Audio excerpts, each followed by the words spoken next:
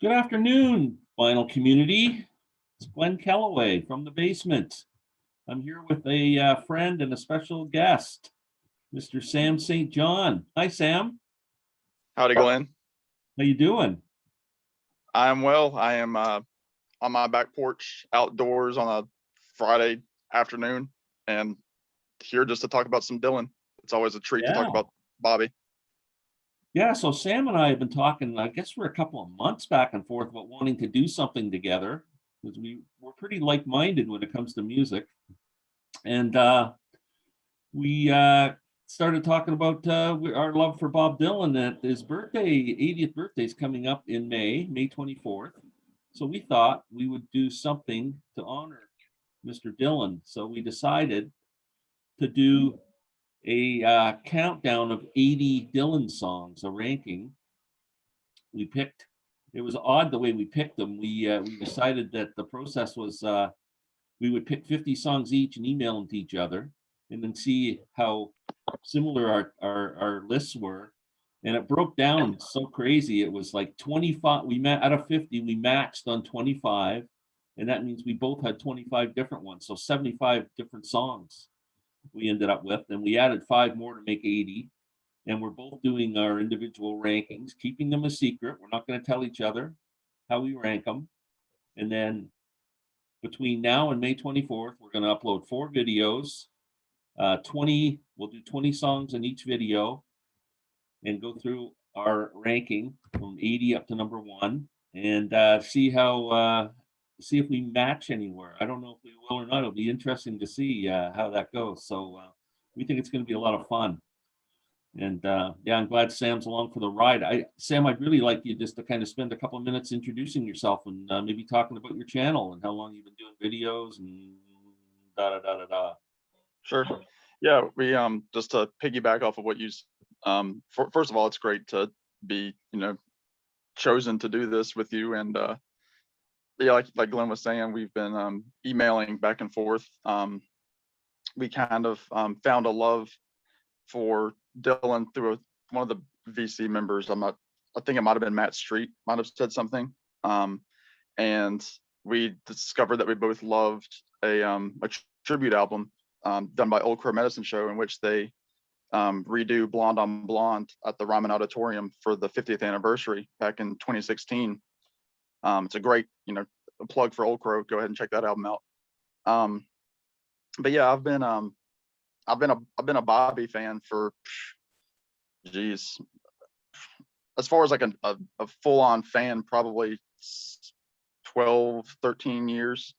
And yeah, in terms of my channel, what I do, I've been making videos probably, I think my first one might have been 2012. I was just, in my college dorm room and decided to play, my guitar and that sort of thing and put it on YouTube and see what happens. And I was doing covers of like, I think the very first one I have is Pinball Wizard by The Who that I was doing on my nylon string guitar. And, for years I would post videos for cover songs that I would do, everybody from Dylan to John Mayer, Beach Boys. I mean, I have a wide palette for music.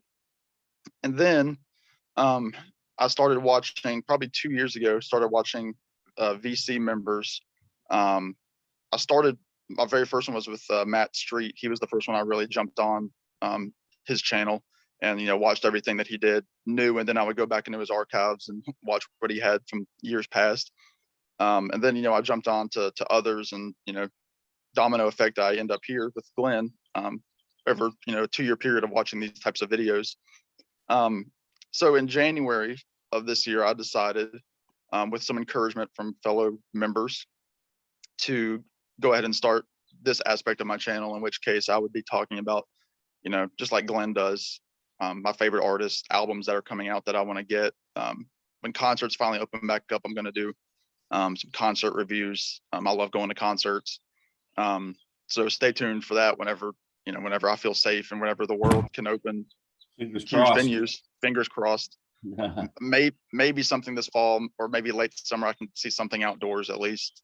There's always like a bluegrass band around where I live in Virginia. um, outside on a weekend. So yeah, I mean, my channel, I talk a lot about Dylan. I talk about Van Morrison, who's also a mutual artist that we appreciate. Yeah. John Prine is a top. Fine. Yeah. There's some newer stuff I like. I've got subscribers based on some of my newer artists that I talk about.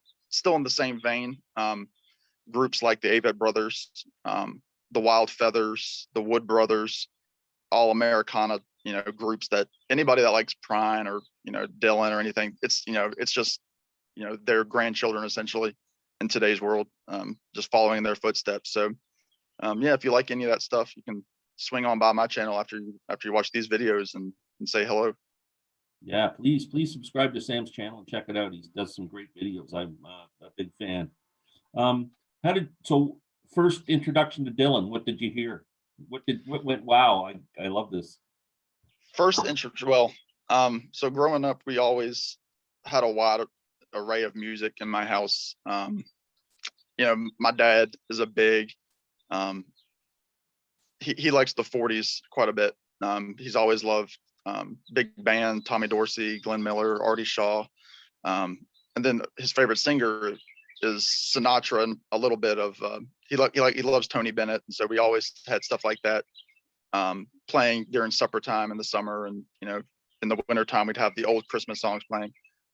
And also, on the other hand, I had my mom who, she also liked that stuff, but she was more into like, she was a big Tom Petty fan, Tom Waits, John Prine, and Dad liked that stuff too. I mean, Dad liked Tom Petty and that sort of stuff. So we always had, like the oldies, stations playing.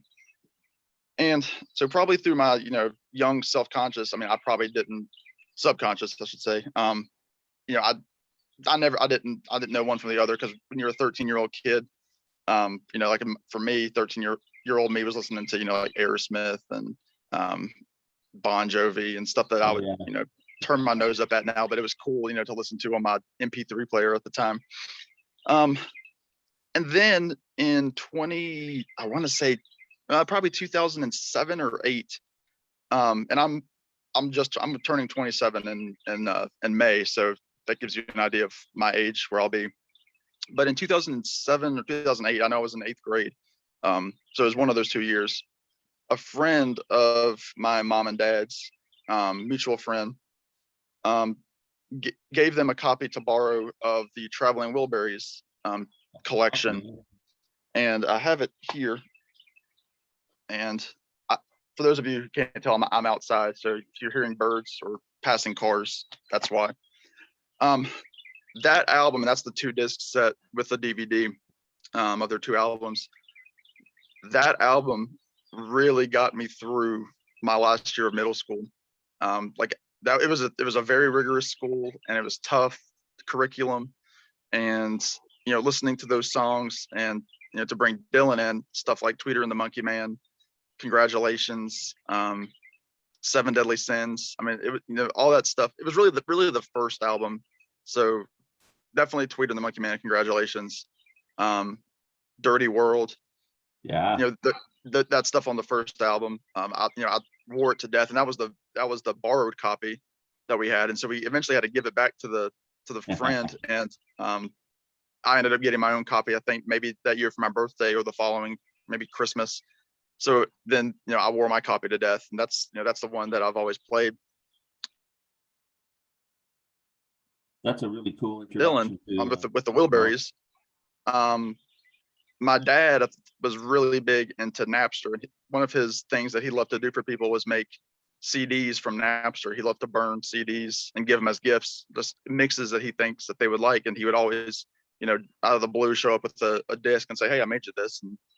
And he made me one time a disc that had, it was probably 12 songs. It was a few ELO songs. It was a few Tom Petty songs. I think maybe 2 by Journey, and then like 3 Dylan songs to finish it. And one of them was Knocking on Heaven's Door, which I knew because, again, 14-year-old me was listening to the classic rock station, which, if it's anything like what you have in Canada, stinks. So, I mean, every other song, Yeah. Every other song is you know, Hotel California or a Foreigner song. Yeah. But from that, I mean, 14, I didn't know that it was terrible, but and it had its place. But one of the songs that they would always play was Guns N' Roses doing "Knocking on Heaven's Door," Yeah. and so you know, I kind of knew it was a Dylan song, but I'd never gave his a chance because I heard it so much on the radio station. And so that's kind of my kickstart into who Dylan was. And of course I knew, you know, the Birds covers, I heard those on the radio, and you know, stuff that everybody knows, you know, It Ain't Me Babe, by the Turtles. And when I really got into his deep catalog was fast forward 3 or 4 years. I was in 11th grade in high school. So you know, I'm 16 going on 17. That's a different video to talk about our musical songs. Um, Yeah. but I had a teacher who, he was a younger guy. It was his first gig as a teacher. He was probably, at the time, he was probably my age, if not a little bit older. But he was the cool young teacher, and he was a big Dylan fan. He loved the Grateful Dead. Those were his two holy grail artists. And I know a student had painted him a portrait of Dylan for her art project, and he hung it in his office. But one of the projects that we had was to find a song that we would listen to in class and dissect the lyrics. Oh. And so he wanted to kind of get the, you know, to break the ice a little bit. And so the song that he brought in for the first session of those classes was "Ring Them Bells," from "Oh Mercy," which I Yeah. also Great have. song. And stay tuned because that spoiler will show up on the list at some point. It'll show up on my list too. So I heard that song. I was like, wow, that's a good song. And so I believe, I can't fully remember, but I think "Oh Mercy" was the first actual Dylan album that I bought. And then from that point, you know, it snowballed, you know, to me seeing Dylan a few times, and which I can talk about later. But Yeah. So yeah, did you that was go? that. I'm interested from someone who was kind of around all the time when he was coming up and the Yeah. albums were being released. I'm interested in someone who first album was "Oh Mercy." Would the next album be an earlier album or a later album? I want to say I started with, because I'm a physical media guy. As Yeah, me anybody who's too. seen my channel knows. I mean, I would buy the CD and download it to my iPod, so I'd have it like to take on trips. Mhm. I want to say some of the early ones that I bought after that. I know one of them was Highway 61, Yeah. and one of them was Blood on the Tracks. Okay. Yeah. So those, and then, you know, I started wanting to collect all of his albums, which is still a work in progress. I want them all on CD because that's the majority of what I listen to. So, you know, I went from there. I think I got his mid 60s stuff pretty early with, you know, Bringing It Back Home and Blonde on Blonde, which I know is your favorite. Yeah. And, you know, then I would get, you know, I started getting the bootleg series and really started getting into it, and eventually, you know, buying like the full huge, you know, bootleg series boxes, because I was at that point a convert to the Book of Dylan. And yeah, haven't really looked back. That's awesome. Don't look back. Yeah. I had heard "Blowing in the Wind," what the Peter, Paul and Mary version, but really didn't pay any attention to that it was a Bob Dylan song or anything. So I wasn't really into him when his first album or even the first four albums came out. I mean, the big awakening was, it was kind of two-folded. It was the Byrds doing "Mr. Tambourine Man" and Dylan releasing "Like a Rolling Stone." Once those hit the radio, man, that was it. Then his name just started to come everywhere. And then, you know, Sonny and Cher were doing Dylan songs, and the Turtles, and the Byrds did a ton of them. And it was just like Dylan, Dylan, Dylan, Dylan. That's all I mean, he was just all over, his name was all over the place. And I bought the "Like a Rolling Stone" single, which I frigging just, it still blows me away. Greatest single of all time as far as I'm concerned. And the B-side was "Gates of Eden." Mm. So I bought Highway 61 first, and then bought Bringing It All Back Home next. And then from then on, it was everything that came out. Yeah. I think I probably bought those 3 trilogy kind of albums first. Highway 61, then I bought Bring It All Back Home, and then Blonde on Blonde, and then went back and picked up the first ones. I had a friend in when we were in public school, like grade 6, 7, 8, who's had older brothers that were in college, and they both played guitar, acoustic guitar. They were really wonderful guitarists, and they were heavy into folk music, and they really introduced us to the early Dylan stuff. Then they were playing it all, so. And then after that, it was John Wesley Harding and Nashville Skyline, and I never missed a Dylan album after that. So even up until this day, it's with Rough and Rowdy Ways. So 7 decades of making music, this man. It's incredible. Yeah. It's hard to believe. Now, Yeah. do you remember a time, because I mean, you said you were coming up during, you followed his career, from the get-go. Did you ever see in your own love of him ever go downhill? I mean, there's of course the electric period, which is where you started, so that probably didn't affect you like it did. Yeah. I mean, I've grown to appreciate it now, but I mean, I wasn't really a big fan of Self-Portrait. Yeah, that's what I was going to ask next. That's kind of, I didn't say I lost them because I bought it, and there were some songs on there I really liked, but the covers, some of the covers like Big Yellow Taxi and all that were just, they were The Boxer. The Boxer, yeah, but there's some great stuff on there. And well, I mean, when Blood on the Tracks came out, that was kind of like, it was a very short window where he kind of fell down a little bit, like very short. Yeah, and then Blood on the Tracks and Desire, and oh my God, I love Street Legal. Planet Waves was that time. Yeah, Planet Waves was great. Yeah.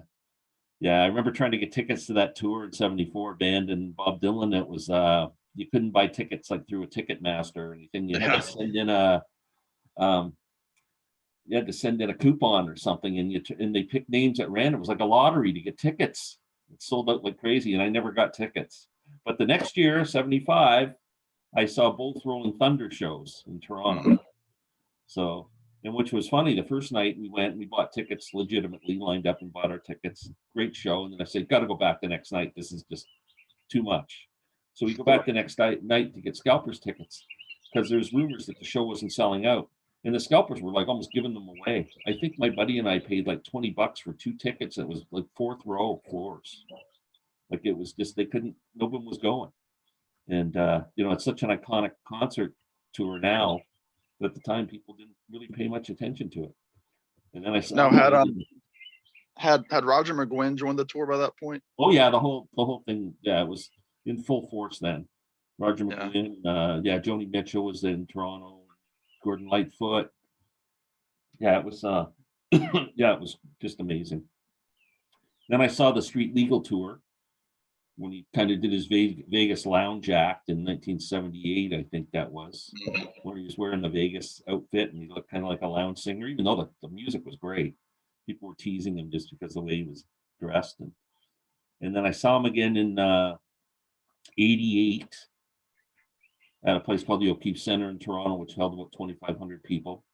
That was kind of when he was really rocking out and changing all his songs around and lyrics, and sometimes it was hard to tell what song he was singing, even though he was singing a classic Dylan song. Yeah. And then you'd go, oh, it's that one. And then I saw him for the last time about I think 2017. I just saw him at a venue about I'd say about 5,000 people. Yeah. That was an amazing show. That was one of my favorite Dylan shows. That band he has now, I hope he gets to go back out again at some point because the shows are great. No, I know for me, people, and everybody, this isn't new news, but people, are always saying, why doesn't he stick to the original arrangement? Why is he changing the lyrics? And they act like that's a new thing for him. But his whole, I mean, even from the time that he was in Greenwich to, even just a couple of years later, when he was just on the verge of becoming electric, I mean, he was already changing arrangements, Yeah. and his vocal inflection was different by that point from the Bob Dylan album to the Another Side album. I mean, he even changed his Yeah. voice in just that couple of years. Yeah. So in terms of like when I saw Dylan, I mean, I've only seen him 3 times, and I would see him every month if I could. Even 80-year-old Dylan, the way how he is now. The first time was 2015 maybe. He was in Richmond, Virginia, and I bought two. I saw that he was coming, and by that point, I was a full Dylan freak. I was buying the albums, and Tempest was still his last big thing, and in terms of his original stuff, and then Shadows in the Night had just come out, which I loved, Yeah. and my Yeah. dad loved it. My dad, the Sinatra guy, he loved it too, because he loves to hear that stuff, and he's a big fan of the Stardust album by Willie Nelson. Yeah. So was And my dad. yeah, and I am too. I mean, it's a great album, and Yeah. some of those songs you forget that there's. Yeah, Willie did a But amazing job. we went to the theater in Richmond, and it was. It used to be called the Mosque, was the name of the venue. It used to be a mosque. I mean, and now it became a music venue. But there were still like Middle Eastern paintings and stuff. It's a beautiful theater. And it's still there. And we went in, and we were up in like the first, second row of the balcony. But it was a 5,000 person venue, so there was not a bad seat. And I remember there was a young couple that were probably my age, how I am now. They're mid-20s, and his girlfriend ended up talking to me more than she did her boyfriend, like asking like how, like what she thought the show was, because I don't think she had any idea what Dylan was going to be like. I think she might have been expecting harmonica and guitar Dylan. Mhm. But I mean, they were grooving for the whole concert. But that particular concert, what hit me about it was when it was about the second song. I think the second song was She Belongs to Me. I remember specifically the one of the stage lights, and if anybody knows Dylan shows now, there's not many stage lights. I mean, it's like lanterns and street lights on the stage, and he's usually in black or with like a white hat, and the light hit his harmonica and like shone, and like I remember like it hitting me in the eye, and like it killed me. I mean, like, because I'm like, there's that harmonica, and it was like the saddest sound, Yeah. but in like the most beautiful way that he was playing that. He had gotten up from, because they came out and they did Things Have Changed, which has kind of been his signature opening for 10 years now. And then he did that, and I think midway through that song is when he moved over to the keyboard. But when he pulled out the harmonica for the first time, I mean, that's something I won't forget. And then I saw him again in Roanoke, Virginia. We have a performing arts center. It's about 45 minutes from where I am. And again, the same kind of thing. He was promoting Fallen Angels at that point, and a guy sitting next to me had binoculars to look out, and he was an older gentleman and talking about him growing up with Dylan. But that was an interesting show because the parking lot. So where we saw him, this performing arts center is next to our big civic center, and so the civic center at the time we had just started a new hockey league in Roanoke. We had one years ago, and it was like this big thing that year that the hockey league had come back. This was 2016, I believe, and it was late November, so everybody was hockey mode. And around here, that's we don't have a lot of hockey teams to watch. So the hockey fans loved it, and the parking lot for the civic center was booked to capacity. So, and of course, Dylan's right next door at the performing arts center of the civic center. And so we had to drive down, my parents and I. My parents and my sisters were in one car because my whole family went to this. And then I invited my cousin and a friend as well, because I was fortunate. I won 2 tickets on the radio, which I ended up giving to my parents, so that I could sit with my friends and my sisters. And of course, my parents had the better seats because they were one on the radio, and we didn't pay for those tickets. And we had to get on a shuttle from this nearby park. And anybody that knows a modern Dylan show knows how strict it is that they are with cell phones, and like how they'll throw you out if they see a cell phone. And Yeah. one of the rules that they have is that they don't let audience members in the auditorium between song. I mean, during a song, it's got to be between the song. Yeah. And so because of the shuttle bus and the Civic Center not having enough parking spaces, we missed Things Have Changed, but we could hear it through the doors, but we were standing out in the lobby. And then, you know, my friends and I, my cousin, were walking up the stairs to the balcony, and some dude who had had a few too many was sitting in our seats, and it was pitch black in there. There was no usher helping us. And, you know, at this point, Dylan's rocking into Highway 61, and there's an old hippie, you know, dancing with his tie-dye on. And I'm just, at this point, I'm getting frustrated that I'm not hearing these songs, because Dylan, I mean, it's an hour and a half show. I mean, it's a short show. Yeah. And I had to tell this guy, I was a big guy, and I said, look, you're in our seat, you know, you're going to have to move. He's like, oh, I didn't know these were your seats. And like, yeah, right. So we finally got our seats. And so it was a good show, because he did Make You Feel My Love, which is a great love song and very poignant. And I was happy my sisters got to hear it, because they, I think Adele did a version that they were familiar with. Yeah. And so they were able to connect with that song emotionally, because that's how they heard it first. And I'm sorry for getting long-winded here about these shows, but the third show, which was the last time I saw Dylan, same venue. This was 2018, I believe. So every 2 years I was seeing Dylan, because he'd come back around. And that was, I believe, the same tour that you're talking about that started maybe in 17. He had gotten the new 17, 18. I'm trying to think. It was right around then that I saw him. Yeah. I think that's when he got his new drummer, Matt Chamberlain, I think is Yeah. Yeah. And it was my dad and my sister and I. So my dad has been with me to all three shows, and my sister has been to two of them. And that was the show where the set list was, I mean, something about the set list, something about, you know, he wasn't wearing his hat. He was in a white suit. We were on the ground this time instead of up on the balcony. They did this, I'm sure you heard it too. They did like this like dirgy, like a Rolling Stone, but it ended up becoming like kind of like using a bow on the bass. Tony Garnier was using a bow, and everything about that show was just, I mean, his voice almost went back to like Infidels era Dylan. Yeah.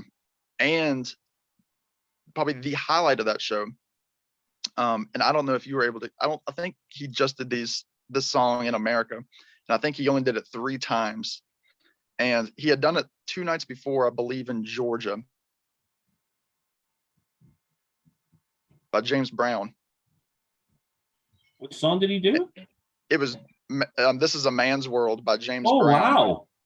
That's And great. the reason for that was, and that was the last song he did. And the reason was, that was around the time that the like the Me Too movement was coming out. Mhm. And that was kind of him saying, you know, respect the women. Like, it's a man's world. Yeah. Wow, that's an amazing That was song. his little dig, saying, like, we need to straighten up. And like I said, he had done it 2 nights before in Georgia, because I can't remember, there was a significance to it. And so the Roanoke show was the second time that he did it, and then he did it the night after in North Carolina or wherever he was the next night. But that was one of 3 times that he did it, and he didn't do it again. And so I was able to catch that. It was fantastic. And there is some soundboard audio on YouTube of that Roanoke show, so you can check that out later on, or anybody watching can check that out. I'd look to that. I'd love to hear him do that. I mean, he sounds angry in it. It's good. Yeah, that's cool. Very cool. Yeah, so we're going to, I think our plans is to, we're going to do the first of the 4 videos probably in another week. We'll record them, and we'll just upload probably one a week, and then the 4th one on the 24th of May. And we're kind of looking forward to sharing our love for Bob, and checking out each other's rankings of the songs. So yeah, top 80. Well, you know, we picked 80 songs, whether they're the top 80 or not, who knows? The man wrote over 500 songs. So Yeah. yeah, it's pretty crazy. So anyway, Sam, it's been great talking to you about this, and I'm really looking forward to us doing this together. Yeah, I appreciate it. And I'm looking forward to the next few weeks to get these rankings underway. Awesome. So everyone, please go to Sam St. John's channel, subscribe, comment, give him a couple of likes, and we'll see you in another week. Sounds good. Take Thank you, care. Glenn. Bye-bye. Bye. There. We're not. Oh, did you go?